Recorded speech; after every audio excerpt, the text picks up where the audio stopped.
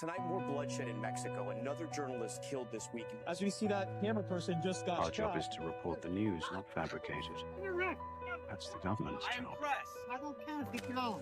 Okay, I'm down. Right? It's I'm not going to 90% give you bullshit. Can you stay counted? You are fake news. Famous fake news Is this at the this point. price one needs to pay to speak the truth? Fake news. Always about silencing the choice, target. but fuck it, I quit.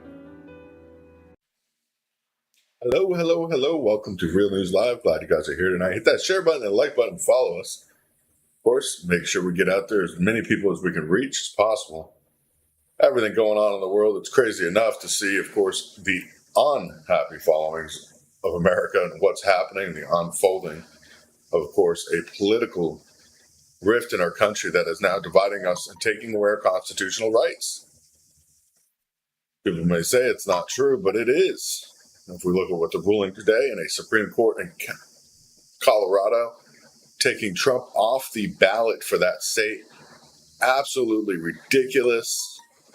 For the first time, we're seeing political prosecution stopping a candidate from running for president. He has not been tried in court in any of the cases, of course, that are going so far as to put him down the line, causing ripples even in Congress today, of course, as the Supreme Court of Colorado put their ruling in just a few hours ago. This, of course, all on the heels of everything unfolding in the Middle East and Biden's disapproval rating skyrocketing as new polls broadly show disapproval of Biden's handling, of course, of the Gaza, what's happening in Gaza, and of course, directly allowing it to go forward. But that's just one thing after another. Watching this unfold is ridiculous. Our constitutional rights, of course, Trump getting kicked off the Colorado ballot in a 14th Amendment case. First of all, Colorado's highest courts today formally knocked Trump off the state's Republican primary ballot under the 14th Amendment and a 4-3 ruling, making this the first state to block him from seeking presidency because of his role in January 6th. But yet we've already had trials for January 6th in the Senate and the House, and he was found not to be the inciter of the violence. I mean, the court could put its ruling off until January 4th, so Trump would have to seek a review from the U.S. Supreme Court. But we already know what's happening. Trump's spokesperson vowed to quickly go to the Supreme Court, and of course, ask for this to stay, meaning Trump's name automatically remains on the ballot until the justice in Washington resolve the appeal, of course. This is absolutely ridiculous. I cannot believe we're seeing the Constitution being thrown out because of an insurrection clause, which he was found not guilty of insurrection. I don't care if you're for Trump or against Trump at this point. This is unconstitutional. Absolutely unconstitutional. And people need to stand up and say enough is enough. The truth is out there. Showing this is unconstitutional, showing that using the 14th Amendment, stating that would prevent him from going to the White House under the 14th Amendment clause is a joke. The Colorado court affirming he engaged in insurrection by inflaming his supporters with false claims of election fraud and directing them to the Capitol. He said go peacefully to the Capitol, and at that time when he said that, the people that went into the Capitol were already inside. Make sure you understand that. The people that went in were already inside at that point. They were not listening to his speech. We watched this unfold live. But yet the Colorado Supreme Court decides that they can go against what was found in the House and Senate when they tried to impeach Biden or Trump under this charge of course, insurrection. If they couldn't impeach him under the insurrection clause, then how would they allow him to be taken off the ballot under the insurrection clause when it could not be proven as insurrection? This is vital. When state courts decide they can do something above and beyond what the federal government has already tried to do and failed, this is absolutely destroying any chance of true elections happening ever again. All they do is have to claim that you caused some kind of insurrection. You had people go against the government for some reason or another. And that's not the case. Trump truly believes fraud was committed against him. Trump truly believes that there is no question. He is allowed to speak his opinion publicly. That is not his fault what people do, of course, or act. But acts of insurrection definitely did not occur. Not even of course, storming of the Capitol was insurrection. Let's be honest. Not a single person has been charged with treason, which that's the charge they would receive. So if nobody's being charged with treason, of course, there couldn't be any point of pushing this any further. So no treason has been charged for anybody that entered the White House, or entered the Congress or the House on the January 6th. And then you have, of course, the House and Senate trying to charge Trump with treason or insurrection. Never got, of course, there in any way or shape or form. That case, of course, went nowhere. Maintaining that the public's reaction to the decision is going to be outrage. And I see what's unfolding is they're trying to cover up something that's happening in the background. Because why push all this narrative, this false narrative at this point of what's going on? I mean, hell, we're watching what's unfolding.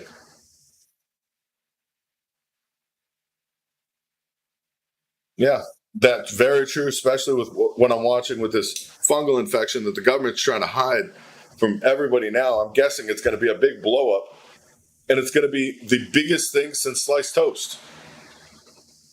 It'll be another pandemic of epic proportions when they finally decide to announce it to the public and not try to use back channel media to keep it off the face of what's actually happening.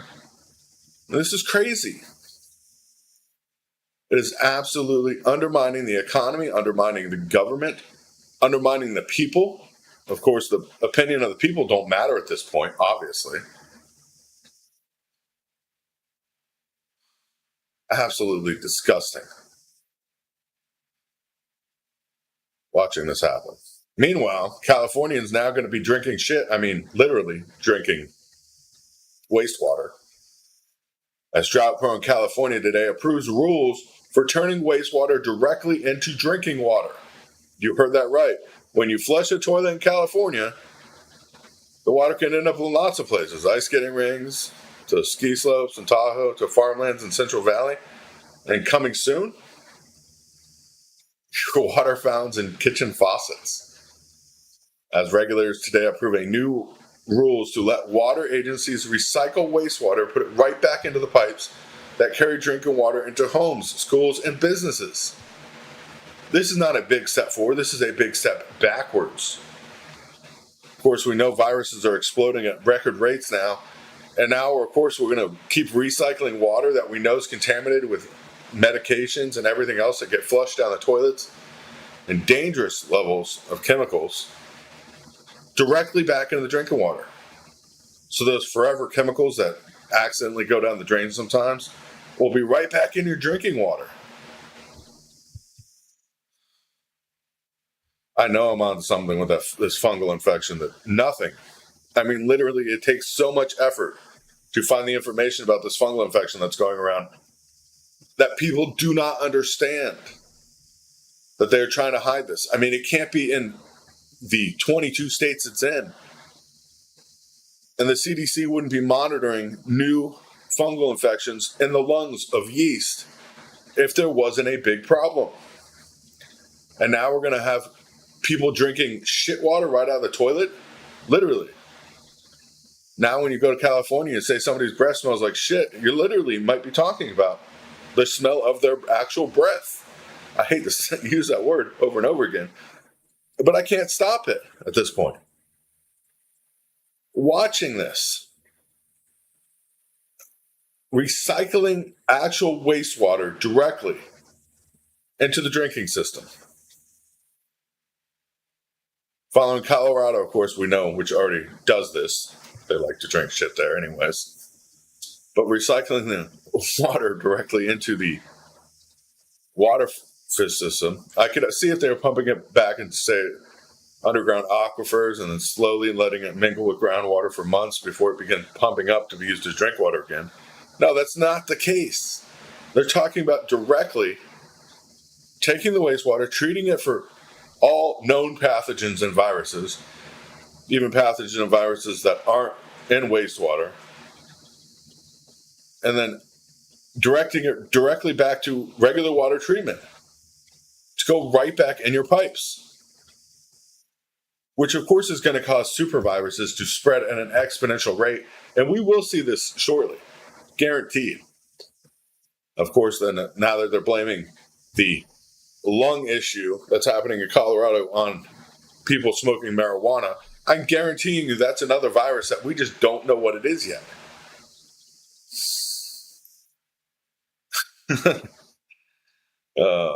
Don't know the origins of the infection at this point. This information about the fungal infection is really being hunkered down or pushed down. Yeah, they will be cleaning a turd and then making you drink it and eat it. And you'll like it. Because that's what happens in America these days. I could not even make this story up if I tried. I cannot believe another state is going to turn wastewater directly into drinking water, not even pumping it through an aquifer, allowing, stuff to settle out and Earth's pressure and temperature and everything else to take its effect on the water. No, we're going to pump that right back in the line and you're going to drink it. It's utterly disgusting. So taking away constitutional rights, taking away your rights to health, liberty, and happiness. Health is definitely not a concern for United States citizens. We only care about the people that come to our country illegally at this point.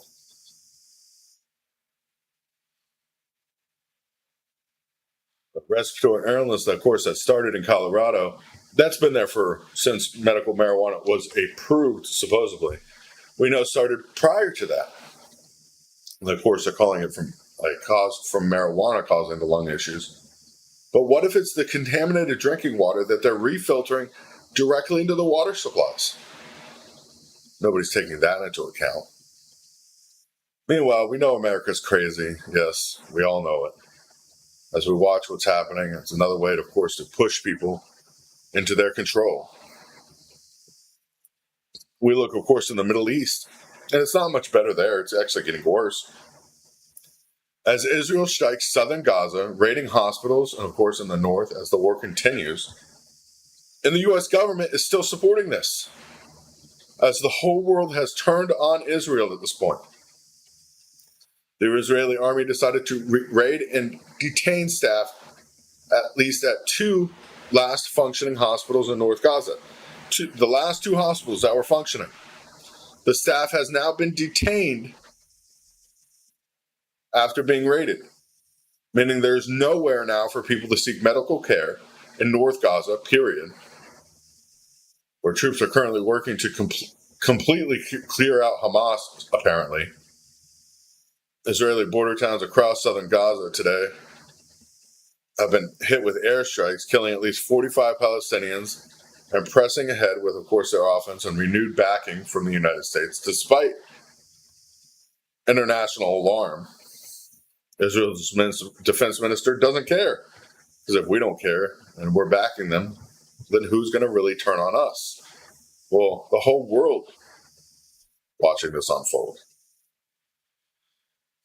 And warning, this campaign in Gaza's south will persist for months, knowing that, of course, many more civilians will have to die and face death because raids on Hamas strongholds, supposed strongholds, throughout the tunnel network in northern Gaza, of course, being flooded. They're not going to be able to flood the whole tunnel network, but they're going to try. This is ridiculous. Why is the United States in the middle of this business once again? I can't say the United States government at this point, because that's what it is. It's not fair. It's not fair to U.S. citizens and everybody else out there in the world trying to get along.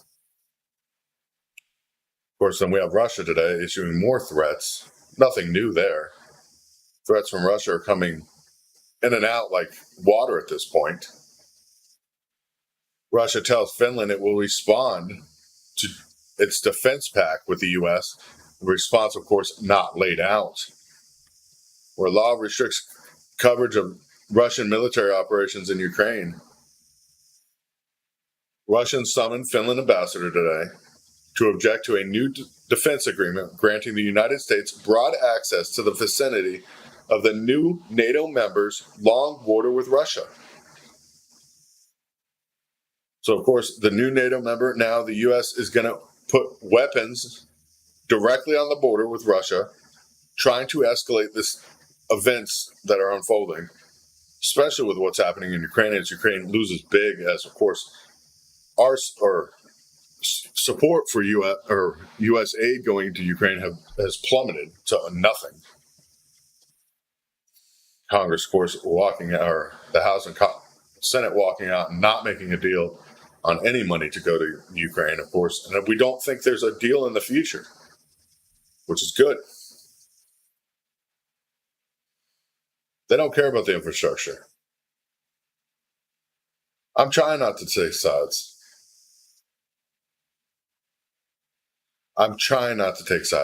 But the problem is the whole entire globe is taking sides. And the United States government is siding with Israel when the rest of the globe is siding against what Israel is doing now. The problem with that is that makes us a direct target. That makes the U.S. a direct target for the entire world. We're not just talking countries that hate us.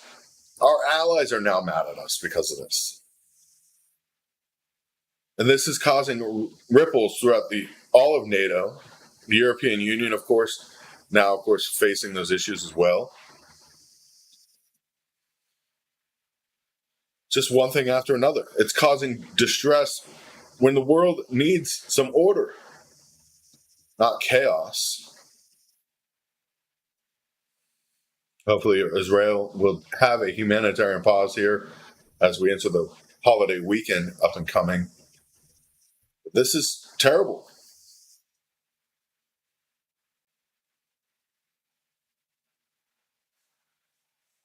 Yeah, we should step out of the conflict. That's the problem. But we have to put our nose in everybody's business. Putting our nose in everybody's business has got us nowhere fast. And it's getting us nowhere fast, even faster now. I don't even know how to say that. But that's what's happening. But God bless you all. God bless America, of course, as we enter into this weekend holiday celebrations. We won't be live starting Thursday night through Christmas. We'll probably be back Tuesday. Hopefully you guys will see us then. But God bless you. God bless America. And of course, everything that could go wrong is going wrong. So hopefully we can just make it through. We don't know what's happening, what the government is actually doing behind our backs. Because what we can see is not good. It's what we can't see at this point that really scares me. But God bless you guys. God bless America. And of course, we'll see you tomorrow night at 9:30 Eastern Standard Time. Till then, be safe and be prepared. God bless you all.